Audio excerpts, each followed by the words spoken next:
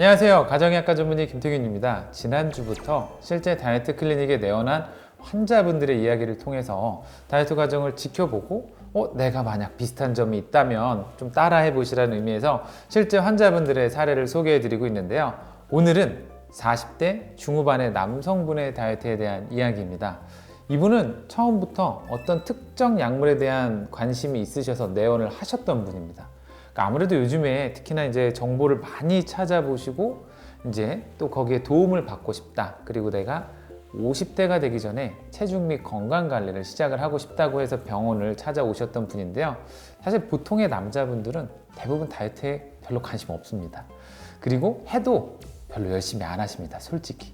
근데 이분은 좀 관심이 좀 많으셨던 분입니다. 그래서 이제 지금 체중은 사실 이제 비만 1단계에 해당되는 체중으로 병원을 내원을 하셨던 분이고요. 특히 이제 뭐 저희 여기 계신 PD님들도 그렇지만 또 사회생활을 하기 때문에 저녁에 술자리가 없지 않습니다. 이분 같은 경우에도 주 3회 이상의 술자리가 좀 있으신 편이었고요. 좀 특이하게 남자분인데 하루에 2번 정도 이렇게 좀 달달한 간식을 먹는 걸 좋아한다고 하셨습니다. 점심 식사는 주로 근처 식당에서 그냥 이제 외부에 나가서 식사를 하신다고 하셨고, 술자리가 있는 날에는 주로 이제 고기 종류를 좀 많이 드시고, 없는 날엔 그냥 집에서 드신다고 하셨습니다. 그러니까 이렇게 보면 이분은 하루에 4번 정도의 음식을 드시는 패턴을 가지는 분이라고 볼 수 있고요. 사실 이분은 식사일기를 적어오지 않으셨습니다. 사실 진료실에서 식사일기를 좀 적어보자고 하면 10분 중에 한두 분 적어오면 다행이라고 생각을 하고 추천을 드리고 있는데요. 하지만 그래도 이분에게 이제 어떤 순서대로 어떤 것을 조절할지 상의를 하고 난 뒤에 가장 먼저 간식을 줄여보자라고 했었던 분입니다. 일단 간식을 줄이기 위해서 가장 중요한 건 중간중간에 물을 좀 많이 드시라고 설명을 드렸고요. 일전에도 많이 말씀드리지만 목말랐을 때도 입이 심심하다고 간식을 드시는 분들이 있기 때문에 물을 준비해서 수시로 마시는 습관은 간식을 줄이는 데 정말 도움이 될 수 있습니다. 그리고 이제 정 드시고 싶으면 식사 대신에 식사 시간에 드시거나 혹은 식사 후에 바로 드시라고 혹은 식사 전에 드시라고 설명을 드렸습니다.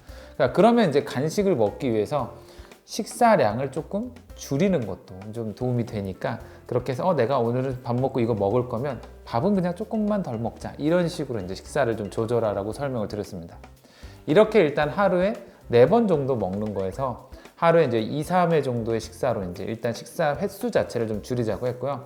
만약에 오전에 자꾸 간식이 생각나면 차라리 아침 일찍 무언가를 준비해서 미리 뭐 계란이나 과일이나 뭐 이런 것들이라도 먼저 드시라고 설명을 드렸습니다. 자꾸 음식이 생각나면 사실 참을 수가 없기 때문에 배가 고프지 않아도 미리 챙겨 먹는 습관은 이런 간식들을 줄이는데도 꽤 도움이 될 수 있습니다. 이제 간식을 줄이기 시작을 하면서 굳이 안 먹어도 나 괜찮은 것 같아요 라는 이야기를 하셨을 때 이제 개인적인 술자리를 조절해 보자고 설명을 드렸습니다. 업무로 이어지는 술자리는 일의 연장이다 보니까 사실 우리나라에서 이런 술자리를 저 오늘은 다이어트 때문에 못 가겠습니다 라고 말하기가 사실 불가능하기 때문에 개인적인 자리는 가능하면 겹치지 않게 잡아보자 라고 설명을 드렸는데요. 예를 들어 화요일 날 회식 자리가 있었으면 다음 술자리는 금요일 정도에 가지시도록 적어도 3일 정도는 텀을 두시라고 설명을 드렸습니다. 그리고 만약에 메뉴에 선택권이 있다면 항시 보통 뭐 고기 드시러 가시거나 뭐 이렇게 하는데 회 종류를 조금 선택을 좀 해보시라고도 추천을 드리기도 했습니다. 그리고 이제 술을 보통 저녁 늦게까지 먹기 때문에 다음날 아침에 이제 뭐 속이 안 좋아서 금식을 하시는 분들도 있지만 최대한 12시간 정도는 금식 시간을 좀 벌어보자라고 설명을 드렸고요. 다음날 혹시 하실 수 있으면 뭐 걷기부터 시작해서라도 활동량을 천천히 늘려서 어떻게든 전날 많이 들어온 거를 좀 최대한 빨리 쓸 수 있게 설명을 좀 드리고 했습니다. 그리고 이제 다음 날부터 하루 이틀은 특히나 이제 과식하는 그런 것들은 줄이고 최대한 가볍게 식사를 하시라고 설명을 드렸는데요.